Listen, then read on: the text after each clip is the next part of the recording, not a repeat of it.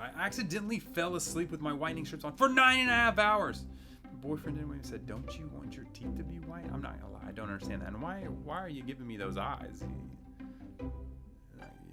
Dude, you're doing too much. You're doing too much. But for real though, what would happen if you have whitening strips on your mouth for 9.5 hours? You know, back in the day, we used to have these little whitening trays. You put them in, you put the gel in, you stick them in and everything like that. And sometimes people would make the mistake of falling asleep in them. And if you have ever made that mistake, you will wake up with the most sensitive teeth you've ever had. Although, they will be pretty white. Because if you don't know, you have these little tubules in your mouth that protect your nerve. Now, it connects from the air to the outside, these little tubules in your mouth. They're filled with kind of all this organic debris. The whitening actually dissolves that organic debris, allowing the whitening to go into the teeth and whitening it from the inside out. But if you're leaving it there all night, all those organic plugs get completely dissolved. So even the slightest bit of air or water or anything goes directly into the nerve, and you are very, very, very sensitive. Now, luckily, a lot of these people use strips now, which is actually, we've got our 10% Lumi Smart strips, which, to be fair, are the best whitening strips on the market. But regardless, luckily for her, she's probably not going to have as much issues with the whitening strips, because really